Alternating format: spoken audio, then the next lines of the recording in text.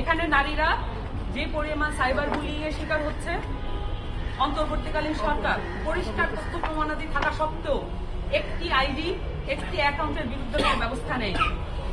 অন্যথা আমরা দেখছি কিভাবে বাংলাদেশের পুরাতন রাজনৈতিক বন্দোবস্তে বহাল রাখা যায়, সেটার বিরুদ্ধেই, সেটার পক্ষেই সমস্ত অবস্থান চলছে। আমরা মনে করি যে বিশেষত নারীদের, আমি যেহেতু একজন নারী নেত্রী, আমার রুমির এই ঘটনা কিন্তু আমাদেরকে অ্যালার্ট করে, একই সাথে যেমন সাবধানী করে, একই সাথে প্রেরণাও দেয় যে সম্মুখ সারির যোদ্ধা হলে এ ধরনের ঘটনা ঘটতে পারে, কিন্তু আমাদের প্রস্তুত থাকতে হবে। আমি যেটা মনে করি, নারীদের যে নেতৃত্ব সেটা যদি সিকিউর করা না যায়, এখানে নতুন কোনো কিছু দাবি করার, নতুন কোনো কিছু ব্যবস্থা হয়েছে এটা দাবি করার কোনো সুযোগ নেই।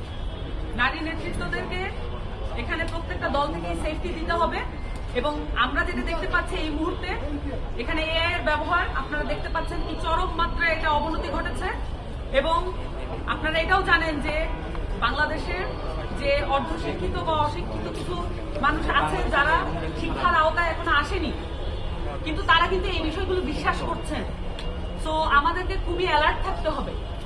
এবং সবচেয়ে বড় ব্যাপার, আমাদের প্রতিরোধ আছে, কিন্তু রাষ্ট্রীয়ভাবে এগুলোর যদি ব্যবস্থা নেওয়া না হয়, শুধুমাত্র আমরা নির্বাচনের ডামাডোলে এগিয়ে গেলাম, কিন্তু আমরা কোনো রাষ্ট্রীয় প্রতিষ্ঠানগুলো সংস্কারের কথা বললাম না, এগুলোর ব্যাপারে কোনো আলাপ তুললাম না, এটা কোনো সুষ্ঠু নির্বাচনের দিকে আমাদেরকে নিয়ে যাবে না। এই অবস্থা সম্পর্কে আমরা পার্টিগতভাবে আগেই জানতাম। আমাদের প্রত্যেকটি নারী নেত্রী, শুধুমাত্র এনসিপির কেন্দ্রীয় না, দেখছেন যে রুমি ছিল আমাদের থানার নেত্রী, এবং জেলা, উপজেলা, এমনকি যুব শক্তির বিভিন্ন পর্যায়ে নারী নেত্রীরা, ছাত্র শক্তির বিভিন্ন পর্যায়ে নারী নেত্রীরা একটা ক্রমাগত সাইবার বুলিং এর শিকার হচ্ছে। এবং এইগুলো সম্পর্কে আমরা জানি এবং আমরা দলগতভাবে ব্যবস্থা নেওয়ার জন্য প্রস্তুত আছি। কিন্তু এটা একটা সার্বিক বিষয়, এটাকে শুধু আমরা যেটা দেখছি যে এটা এনসিপির বিষয় হিসেবে পোর্ট্রে করার একটা চেষ্টা করা হচ্ছে। এটা শুধুমাত্র এনসিপির বিষয় নয়, এটা প্রত্যেকটা রাজনৈতিক দলকে এই বিষয়ে সজাগ হতে হবে। এবং রুমির যে ঝুলন্ত মরদেহ, এটা কিন্তু আমাদেরকে বারবার মনে করিয়ে দেয় যে কত বড় কঠিন একটি শত্রুর বিপক্ষে আমরা লড়াই করছি।